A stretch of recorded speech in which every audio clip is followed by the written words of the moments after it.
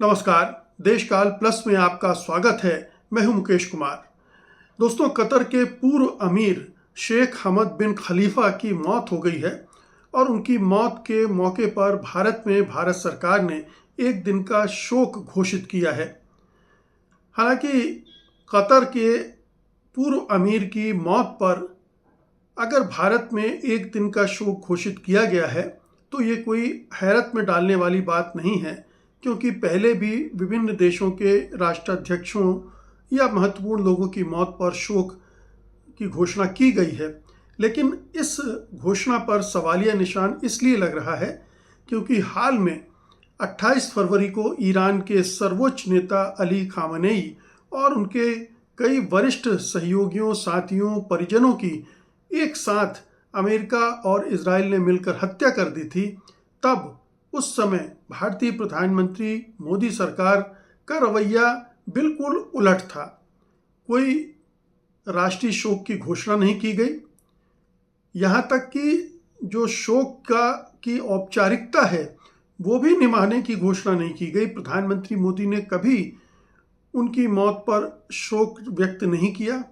उनकी सरकार के एक छोटे से कारिंदे ने, अफसर ने जाकर ईरान के दूतावास में एक लाइन लिखी और हस्ताक्षर करके आ गया। तो जो बड़ा हत्याकांड था, बड़ी घटना थी, उस पर प्रधानमंत्री मोदी और उनकी सरकार ने खामोशी बरती और एक कतर के जो पूर्व अमीर थे उनकी मौत पर, स्वाभाविक मौत पर भारत में शोक मनाने की घोषणा की गई। इसी को कहते हैं बेगानी शादी में अब्दुल्ला दीवाना।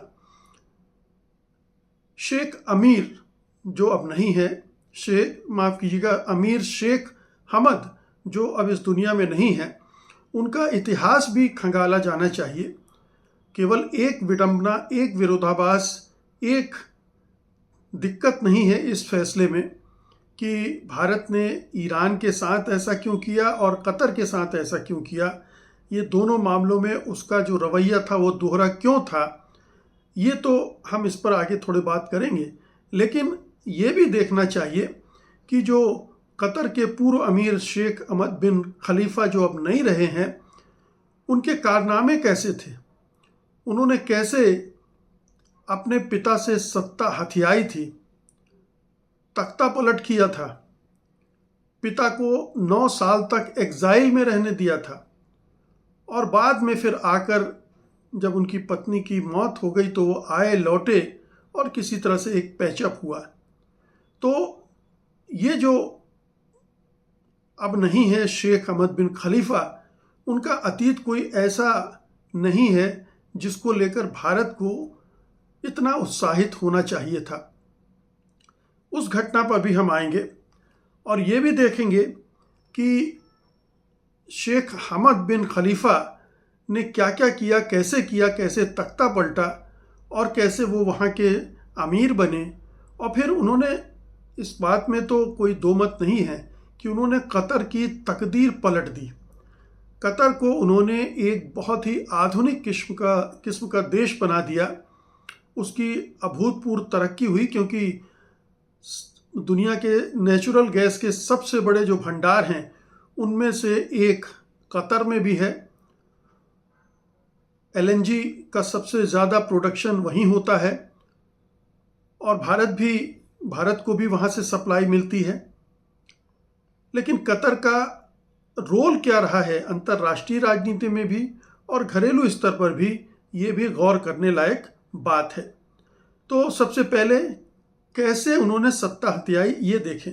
1995 में जब उनके पिता शेख खलीफा बिन हमद अल थानी विदेश में थे, ये थानी वंश कहलाता है, तो शेख हमद ने तख्ता पलट कर दिया क्योंकि उनके पिता ने उनको क्राउन प्रिंस पहले ही घोषित कर रखा था, उनको रक्षा मंत्री बना रखा था, तो वो सारी सेना वगैरह उनके नियंत्रण में थी और उन्होंने उनकी अनुपस्थिति में तख्ता पलट किया। कोई खून खराबा नहीं हुआ, तख्ता पलट किया और फिर अपने पिता को देश नहीं आने दिया कि कहीं अगर देश आ गए तो वो फिर उनका तख्ता पलट सकते हैं, तो वो बाहर ही रहे 9 साल तक। उसके बाद वो वापस लौटते हैं।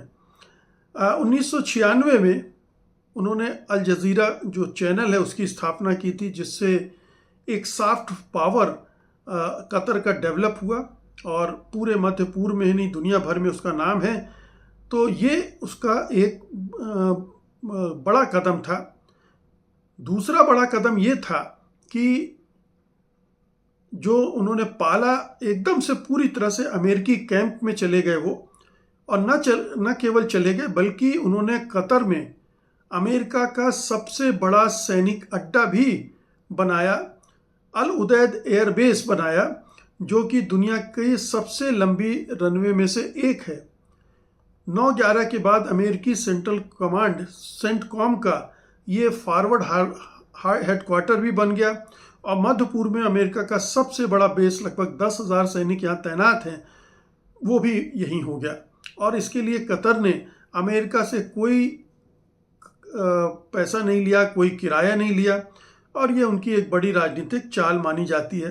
फिर गैस को उन्होंने जमकर भुनाया और उसकी वजह से असाधारण तरक्की हुई और वो दुनिया भर में फिर कतर के इन शेख ने संपत्ति खरीदी, लंदन में कई प्रॉपर्टी खरीदी, और फिर Paris Saint Germain football club को भी खरीदा, और World Cup, FIFA World Cup का आयोजन भी किया 2010 में। कतर को 2022 के विश्व कप की मेज़बानी मिली। हालांकि 2013 में ही वो शेख हमद सत्ता से अलग हुए थे और उन्होंने अपने बेटे शेख तमीम को सत्ता सौंप दी थी, तो उनके शासनकाल में विश्व कप हुआ, लेकिन लाए वही थे और उसी के लिए उन्होंने पूरे उस रेगिस्तानी इलाके में ज़बरदस्त इंफ्रास्ट्रक्चर खड़ा किया, स्टेडियम वगैरह बनाए। तो ये सत्ता का हस्तांतरण स्वाभाविक रूप से पहले नहीं हुआ था, और ये भी हुआ था कि 1996 में उनके पिता ने फिर एक ट्राई की कोशिश की थी उनका तख्ता पलट करने की, वो कामयाब नहीं हुए। उसके लिए बड़े इंतज़ाम किए थे। आरोप है कि संयुक्त अरब अमीरात और सऊदी अरब ने भी इसमें उनकी मदद की थी। भाड़े के सैनिक रखे गए थे और उनका इस्तेमाल होना था, लेकिन वो किसी तरह से पता चल गया शेख हमद को और उन्होंने उसको सफल नहीं होने दिया। तो एक तो ये है कि एक पूरी तरह से कतर जो है वो अमेरिकी खेमे में चला गया, अमेरिका के अड्डे बनाया, इजराइल के साथ उसने अपने संबंध बेहतर किए और इजराइल के लिए वो एक तरह से एजेंट भी बन गया। हमास को इजराइल जो पैसा पहुंचाना चाहता था वो कतर के ज़रिए ही पहुंचा रहा था, और हमास को शांत रखने या हमास का इस्तेमाल करने के मामले में भी कतर का सहयोग उसको मिल रहा था। कहा जा रहा है कि जो अक्टूबर में हमला हुआ था इजराइल पर, जिसमें हमास ने सैकड़ों लोगों को मार दिया था और बंधक बना लिया था, वो भी इजराइल के शासक नेतन्याहू ने पैसे देकर करवाया था।